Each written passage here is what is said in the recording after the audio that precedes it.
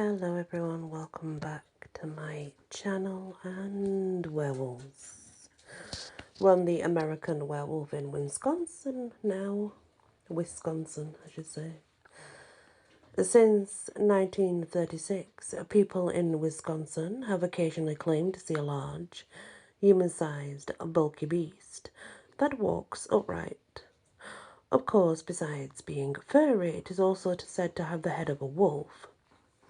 Maybe because they were afraid of being called insane, eyewitnesses of this beast didn't make much of a big deal over it.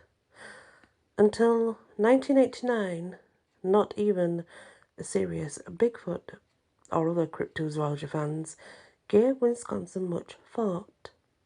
It just remained below the radar, like that weird rumour floating around your town.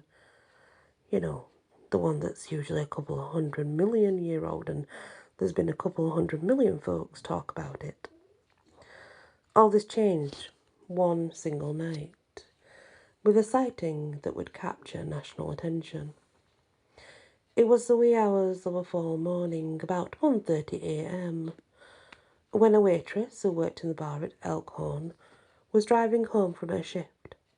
The woman, Laurie Endrizzi, was taking a dark road that would soon after become synonymous with werewolves in America. Bray Road, of course. Laurie's headlights reflected back two eerie points that turned out to be big eyes. The thing to which the eyes belonged was brownish grey and just under 6 feet tall. It was busy eating some kind of roadkill, and as it looked at Laurie in the headlights, she could see that it had claws, sharp teeth, and of course a wolf-like face, complete with snout and pointy ears. It was confident, evidently, as it did not flee from Laurie's headlights. Eating its roadkill was definitely more important.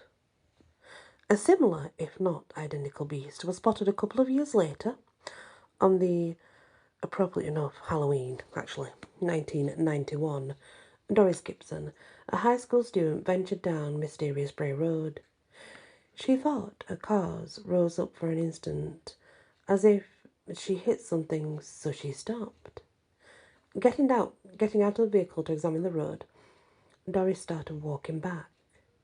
She never got to validate if she hit something, maybe something small, however, as something huge was running towards her, possibly coming for fresh roadkill.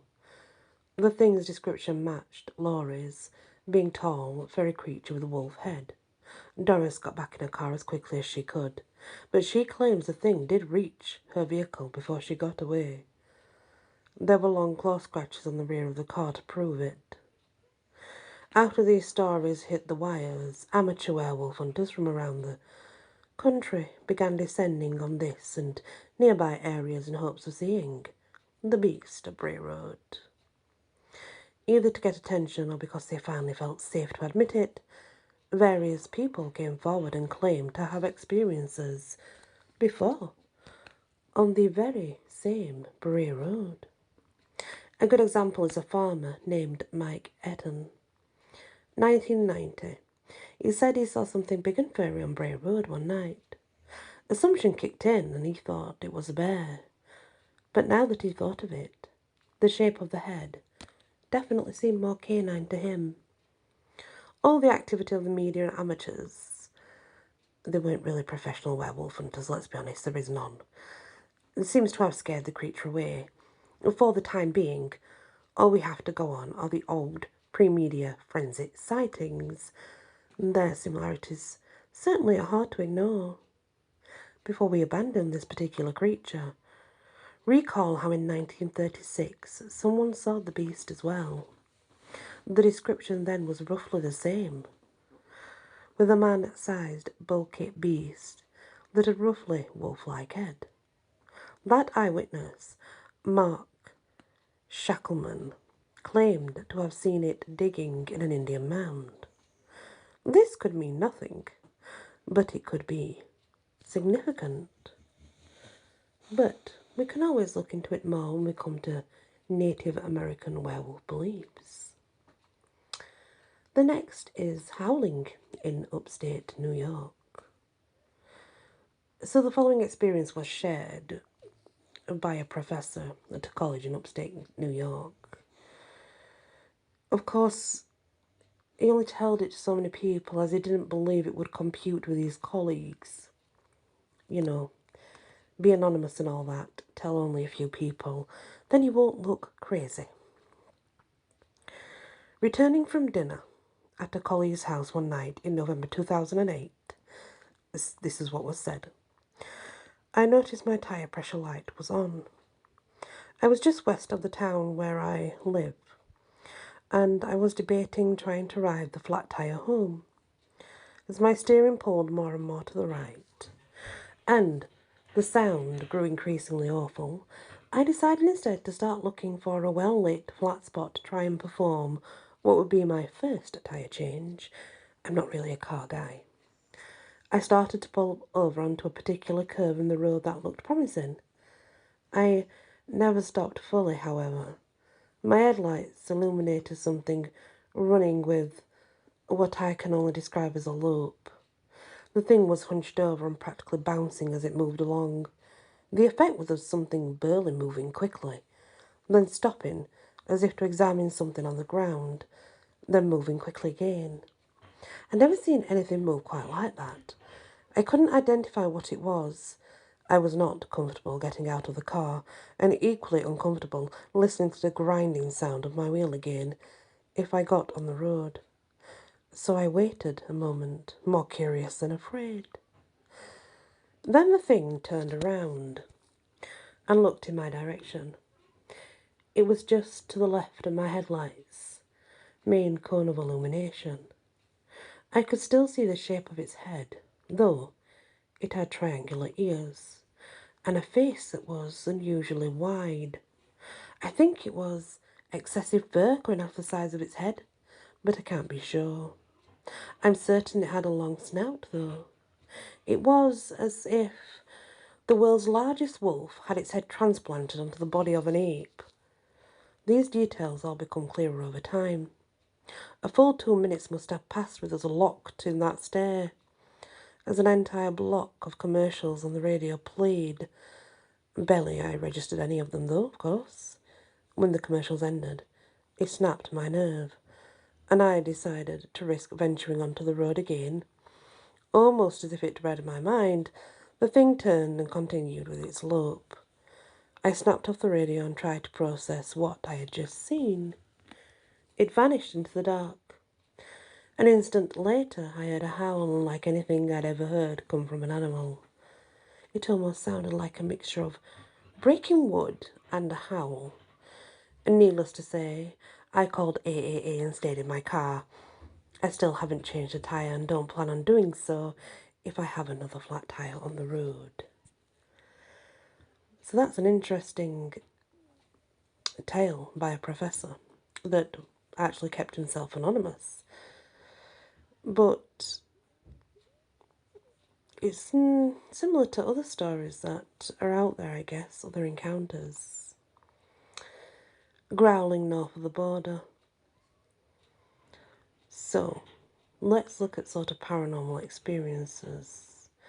There is, in paranormal experience, a type of werewolf experience from a location bordering on New York State.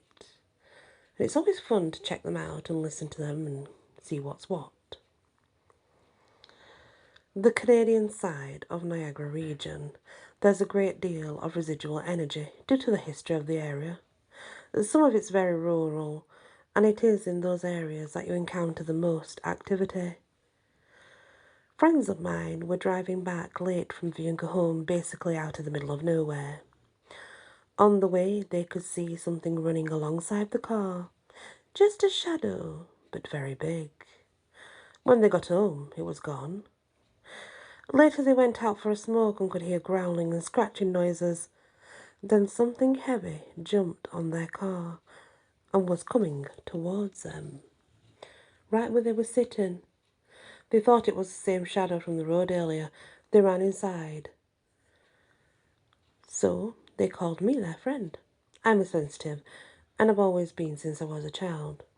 so most people who knew me would call me when they encountered something strange. We drove out to the location where they first saw the shadow thing, and it wasn't long before we saw it again. This time, in what they thought was better detail.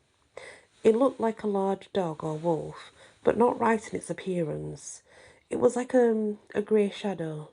It followed the car again back to their place. We sat outside till it got dark, then walked to about where they heard it the previous night. Sitting there, we could hear it, growling and scratching. Then it walked past us to the woods behind their house. It was the spirit of a werewolf, I believe.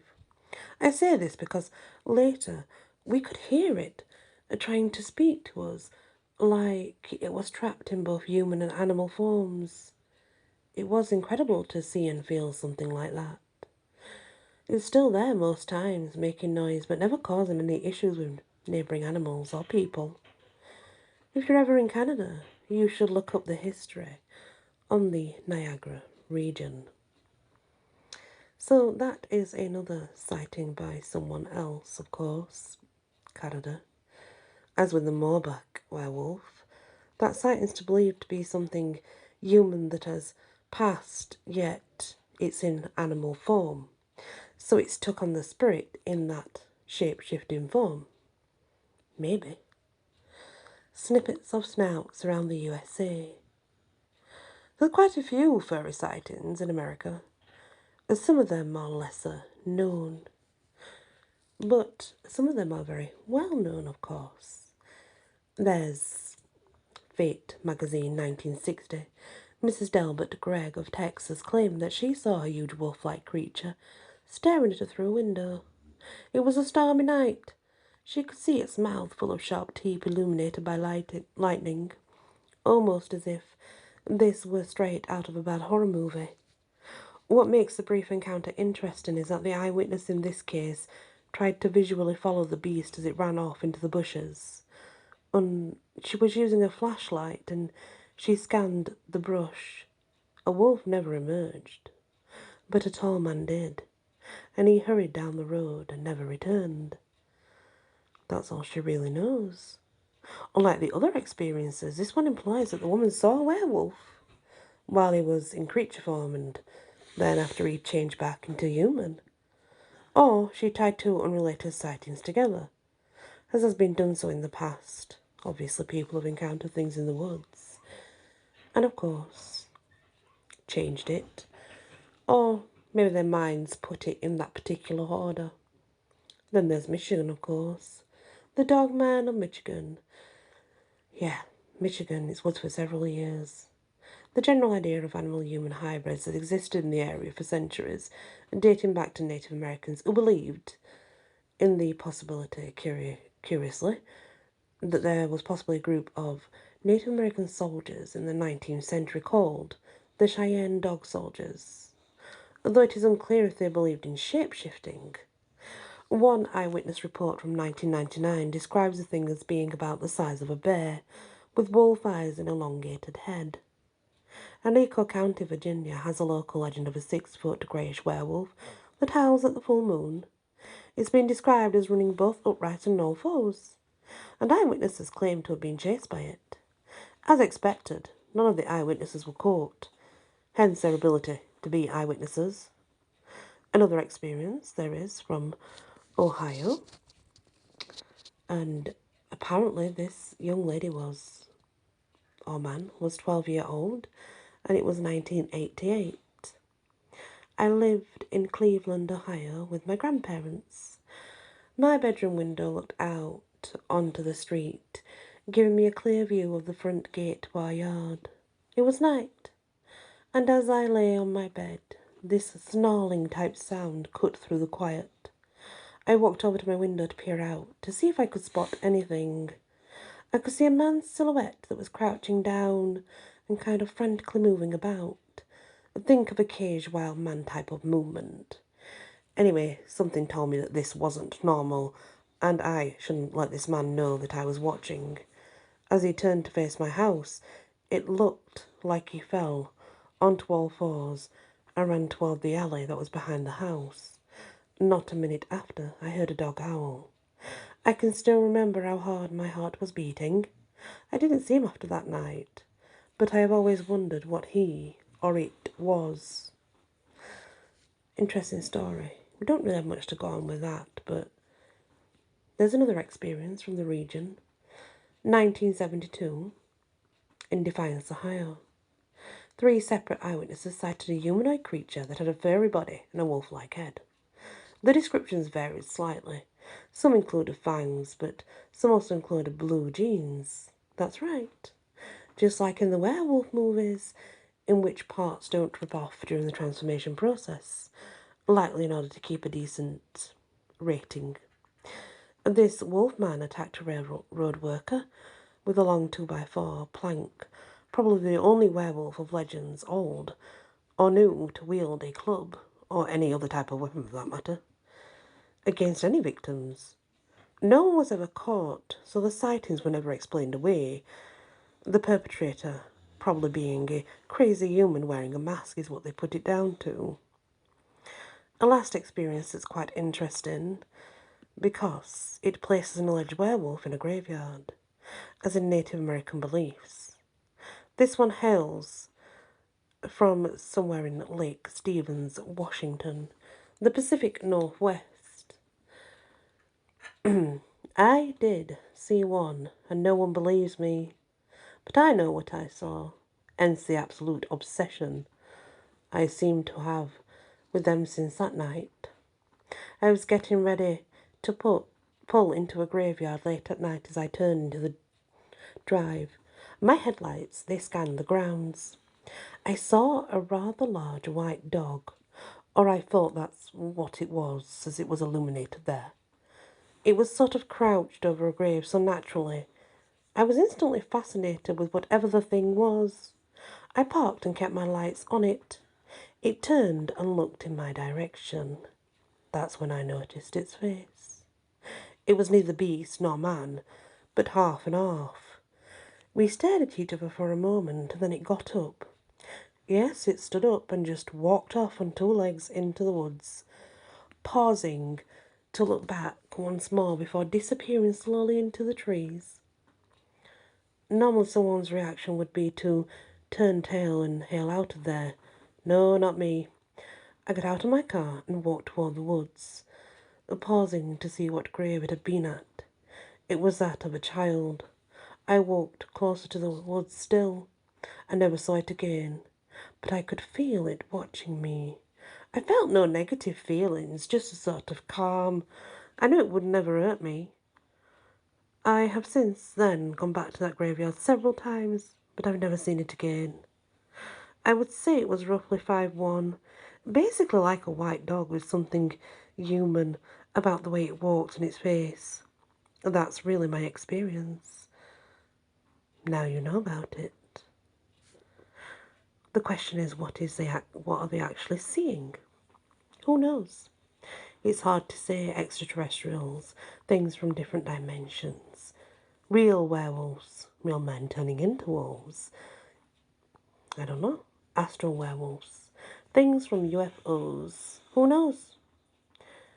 But it's interesting the fact that these sightings are all very similar. Even though there may be something to them, they may not. They are still interesting when told. They're always interesting when told, I think. Anyway, thank you for listening, and many blessings.